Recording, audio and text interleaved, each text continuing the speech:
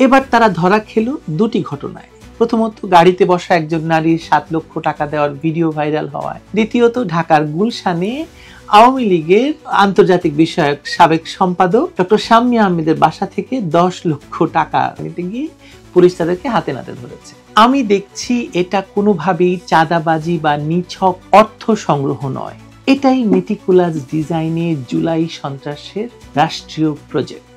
অনেকে হঠাৎ করে বিস্মিত হওয়ার ভান করছেন। প্রশ্ন হচ্ছে, এতদিন কই ছিলেন ভাই? ঘুমাচ্ছিলেন? ঢাকার প্রতিটি ব্যবসায়ী জানে কারা চাঁদা তোলে, কোথায় তোলা হয়, কত টাকা লাগে, কিন্তু কেউ মুখ খোলে না, কারণ পুলিশ ডেকেও কোনো লাভ নেই। সেটা আপনি জানেন, আমি জানি, সবাই জানে। এই চাঁদা ভাইরা টার্গেট করেন সেই সব ছাত্রদের যাদের পরিবার মোটামুটি সচ্ছল এবং তারা আসলে কখনোই কোনো রাজনীতির সঙ্গে যুক্ত ছিল না।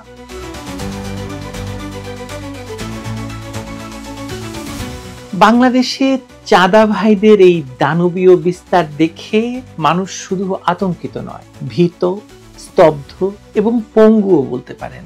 রাষ্ট্রীয় হালচাল দেখে মনে হচ্ছে 2024 সালের 5 আগস্ট থেকে শুরু হয়ে 2025 সালের এই জুলাই শেষ বা আবার একটি নতুন আগস্ট আসা পর্যন্ত এই পুরো বছরটা যেন একটি সাংগঠনিক চাঁদাবাজির অপারেশন চালানোর জন্যই নির্ধারিত ছিল।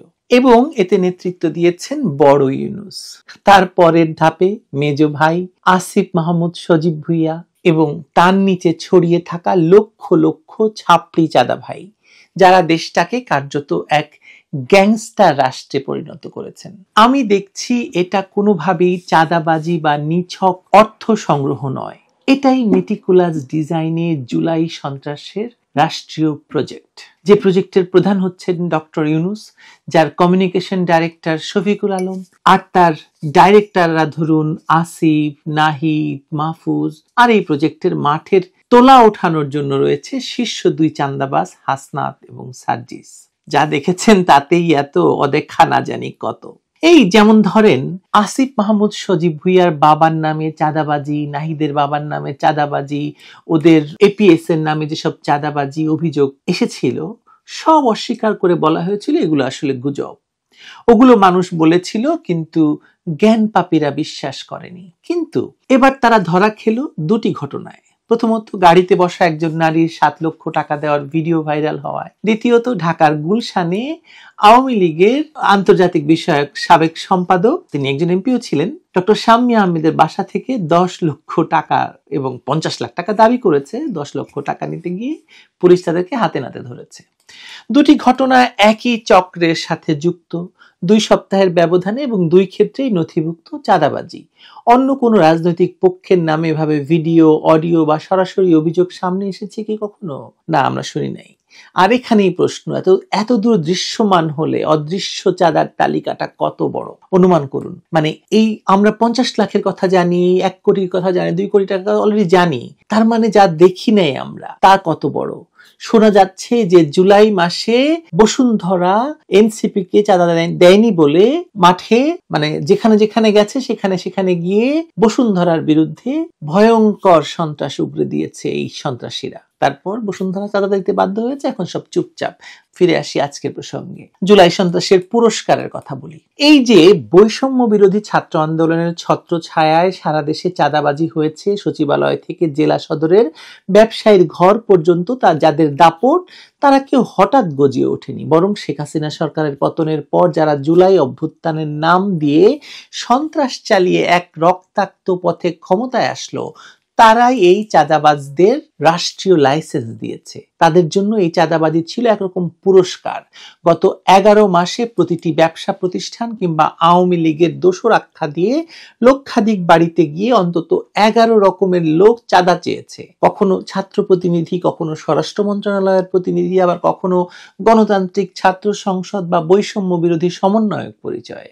আপনি বাসায় বসে আছেন, হঠাৎ একদল যুবক এসে বলবে আপনি আওয়ামী লীগের দোসর, আপনার নামে রিপোর্ট গেছে, জেলে যাওয়ার ব্যবস্থা করা হবে, চাইলে সমাধান করতে পারি, 5 লাখ টাকার ব্যবস্থা করেন। আপনি জানেন আপনি নির্দোষ, কিন্তু সেটি কেউ শুনবে না। কারণ আজকের বাংলাদেশে নির্দোষ হলেও জেল হবে, জামিন মিলবে না, আর আদালতে যেতে হবে মাথা ঢেকে ডিম, চড়, ঘুষি ইত্যাদি সহ্য করে। ফলে মানুষ বাধ্য হয়ে চাঁদা দিচ্ছে, ঘৃণাটাকে গিলে ফেলছে, অপমানটাকে গিলে ফেলছে। আপনি বলবেন এই আর নতুন কি? এখানে অনেকে হঠাৎ করে বিস্মিত হওয়ার ভান করছেন। প্রশ্ন হচ্ছে, এতদিন কই ছিলেন ভাই, ঘুমাচ্ছিলেন? ঢাকার প্রতিটি ব্যবসায়ী জানে কারা চাঁদা তোলে, কোথায় তোলা হয়, কত টাকা লাগে, কিন্তু কেউ মুখ খোলে না, কারণ পুলিশ ডেকেও কোনো লাভ নেই। সেটা আপনি জানেন, আমি জানি, সবাই জানে। পুলিশের অনেক সদস্য বলেন ওরা দেশ চালায়, আমাদের কিছু করার নাই ভাই, আমরা ওদের কর্মচারী। ডক্টর ইউনূস যখন ওদের কর্মচারী, তাহলে আমরা কি? গণতন্ত্রের নামে দেশে এক অঘোষিত ছাত্র সন্ত্রাসী শাসন চলছে। যারা আজ ধরা পড়েছে তারা সেই গ্যাংয়ের কিছু ছাপড়ি মাত্র। কেন ধরলো বলুন তো? কোনো চাপ ছিল? হঠাৎ পুলিশ এই গুলশানের চাঁদাবাজদের ধরলো কেন? আমার ধারণা শাম্মী আহমেদের বিদেশি কানেকশন, তিনি তার সেই সংযুক্তির কিছুটা ব্যবহার করেছেন হয়তো, আর তাতেই বিদেশি মহলে চাপ এসেছে ডক্টর ইউনূস সরকারের উপর। এনসিপি, বৈষম্য বিরোধী ছাত্র আন্দোলন, বাগছাস, এদের পেছনের নৈতিক পৃষ্ঠপোষকতা এখন আন্তর্জাতিক চোখে ধরা পড়ে গেছে, কে এদেরকে চালাচ্ছে। তাই মাঝে মাঝে কিছু ধরা খাওয়ানো হচ্ছে, যাতে বাইরের দুনিয়া দেখতে পায় যে আইনের শাসন বাংলাদেশে আছে। হাই প্রোফাইল চাঁদা ভাইগণ। সবচেয়ে বড় কথা, এই চাঁদাবাজির হোতারা এখন আর গলির গুন্ডা পান্ডা নয়। যারা ধরা পড়েছে তারা কেউ না কেউ হাই প্রোফাইল ডক্টর ইউনূসের রাষ্ট্রযন্ত্রের প্রত্যক্ষ অংশ। যেমন গুলশানের ধরা পড়া যুবক হচ্ছে স্বরাষ্ট্র মন্ত্রণালয়ের কমিশনের সদস্য, স্বরাষ্ট্র উপদেষ্টার সঙ্গে তার ছবি আছে, এনসিপি প্রধান নাহিদ ইসলামের সঙ্গে তার ঘনিষ্ঠ ছবি আছে। নাহিদ ভাইকে ডাকে গণতন্ত্রের ইমাম বলে, নির্বাচন বিরোধী প্রচারণায় সে সক্রিয় মুখ, হাই প্রোফাইল বক্তা এবং ছাত্রদের আইকন হিসাবে কাজ করে। আমি আরেকটি ফরম্যাটের কথা বলি আপনাদেরকে, সেটা বিশ্ববিদ্যালয়গুলোতে ঘটছে। আমাকে একজন বিশ্ববিদ্যালয়ের শিক্ষার্থী জানিয়েছেন যে এখন ছাত্রদের মধ্যেও চাঁদাবাজির নতুন প্রয়োগ শুরু হয়েছে। তার দেওয়া তথ্য অনুযায়ী এই চাঁদা ভাইরা টার্গেট করেন সেই সব ছাত্রদের যাদের পরিবার মোটামুটি সচ্ছল এবং তারা আসলে কখনোই কোনো রাজনীতির সঙ্গে যুক্ত ছিল না। প্রথমেই তাদেরকে দেওয়া হয় ছাত্রলীগ ট্যাগ, তারপর এই সন্ত্রাসীরা এসব ছাত্রদের নামে জামাত ঘরানার শিক্ষক বা প্রক্টরের কাছে গিয়ে রিপোর্ট দেয়, এই ছেলে আওয়ামী লীগ করে, ছাত্রলীগ করে। কিছু শিক্ষকও তখন এইসব ছাত্রছাত্রীদেরকে ডেকে নিয়ে বলে, তোমার নামে তো রিপোর্ট গেছে, তুমি ক্যাম্পাস ছাড়তে পারবা না।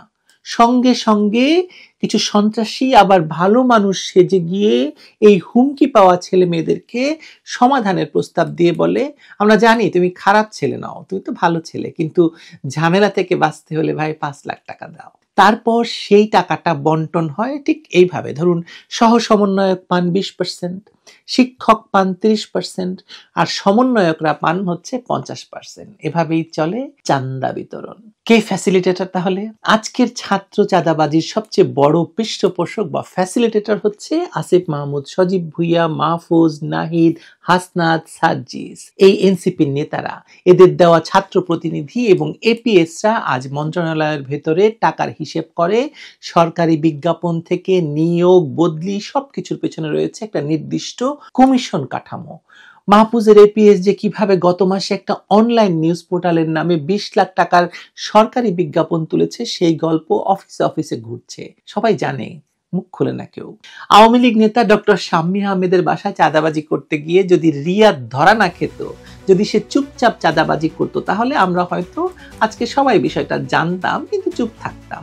আজকে আদালতে তার বিরুদ্ধে যা অভিযোগ আনা হলো তা কোনো বিচ্ছিন্ন একজন ছাত্রের দ্বারা সংগঠিত ঘটনা নয়। এই ছোট রিয়াদ হচ্ছে দেশের ভিতরে ঘটা চাঁদাবাজি আর সন্ত্রাসের ক্ষুদ্রতম ঘটনার একটি। দেশের বড় বড় রিয়াদদের রেখে সব ক্ষুদ্র রিয়াদ যাতে আমরা দেশের মানুষেরা ভুলে থাকি, সেজন্য এই রিয়াদকে ধরা হয়েছে। আজকে আদালতে নেওয়ার সময় এই খুদে চাঁদাবাজদের বা এই খুদে চাঁদা রাজদের বিরুদ্ধে ক্ষিপ্ত মানুষ দেখলাম তাকে চট থাপ্পড় মারছে, কিন্তু বড় চাঁদা ভাই আর তাদের পালের গোদা ডন ভাই তো এখনো বহাল তবিয়তে পুরো দেশটাকে তাদের চাঁদাবাজির মহাক্ষেত্র বানিয়ে রেখেছে। যেদিন এসব বড় মেজো ছোট সহ লাখ লাখ চাঁদা ভাইদের বা চাঁদা ভাইদের টেনে হিচড়ে নামানো শুরু হবে, সেদিন হবে চূড়ান্ত বিজয়ের শুভারম্ভ। এখন এরকম দু একজন ছাপড়িকে চড়চাপড় দিয়ে মানুষ হাত পাকাচ্ছে আর কি। ভালো থাকুন, নিরাপদে থাকুন।